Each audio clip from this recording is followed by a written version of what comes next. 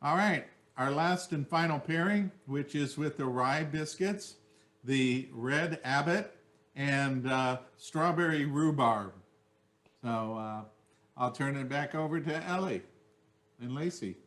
All right. So the red Abbot is a cow's milk cheese that's wash rind. So it's a nice buttery, mild blue cheese, but the wash rind gives a really funky and strong aroma. And this one we naturally kind of knee jerk into pairing with a rye bread with maybe some mustard and some pickled onions on top. So naturally it was just what we needed to pair with this rye cracker. So it was definitely a perfect combination. So, like I said, it has a nice salty butteriness in the beginning, and in the end, you'll really get that funky flavor that comes with the wash rind. Yeah, I think again, like with some of our earlier pairings, that like butteriness really enhances the other things that are going on. So the rye, the strawberry rhubarb, I'm sure that tartness like really kind of was brought out, and this is kind of the glue that kind of pulled it together. So. Yeah, and I would say that this is probably the only one of our biscuits that could handle the red Abbot. That pretty, well, you say funky, that is very funky. And so the rye is probably the most cracker of our line, and kind of definitely goes towards the cracker versus the cookie scale, and that was influenced by just our love for European breads. It reminds us of a typical European rye bread that has toasted walnuts, and it has a little bit of the barley malt to bring in a little sweetener or sweetness to it. And I think this is really nice. I think the strawberry rhubarb jam really helps to then just kind of tone it down and soften it a little bit. I usually like the strawberry rhubarb with a basket ricotta.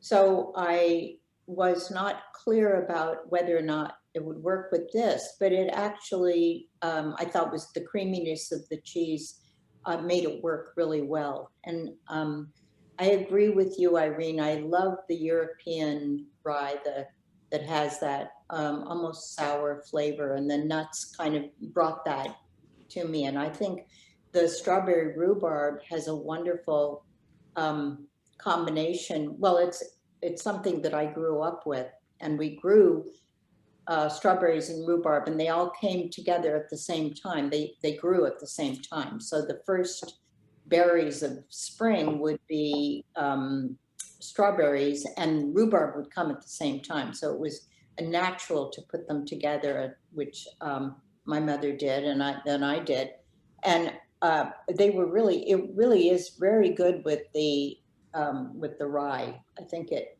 somehow the mixture just really worked for me.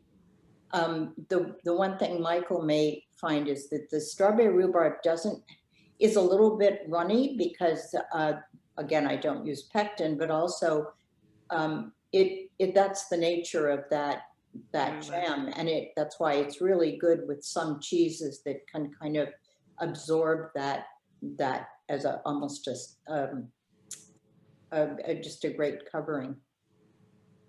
I agree, Bonnie. The tanginess of the rhubarb is a nice contrast to all of this, and I wish that our seasons, as much as strawberry rhubarb is a classic, I actually made rhubarb over the weekend for my mom, for Effie, because she loves it. But strawberries aren't going to be out for at least another month here. So at least in California, you get the nice combination. You'll have to come visit this time of year. I have to, yes. I have a question for Ellie and Lacey. What does it really mean to do the wash rind? What happened there that it makes the rind do something funky and the inside stays creamy?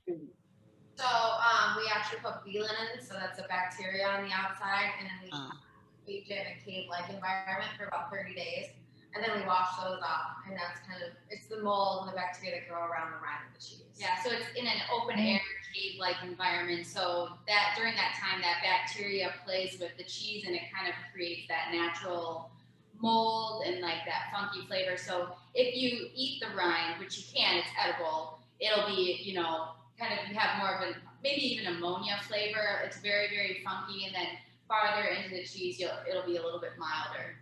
Got it. Got it. Okay. Thanks. All right.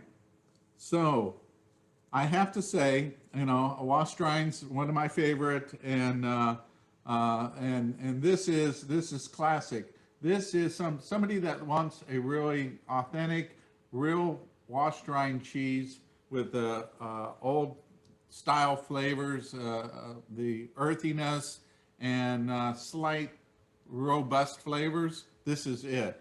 I was concerned that it would overpower even the rye, which is one of my favorites. Rye beers, rye biscuits, you know, are one of my loves. I think they work really well together and separately, any rye. And then of course rhubarb. Rhubarb pie is one of my favorites, and having strawberry and rhubarb together is excellent.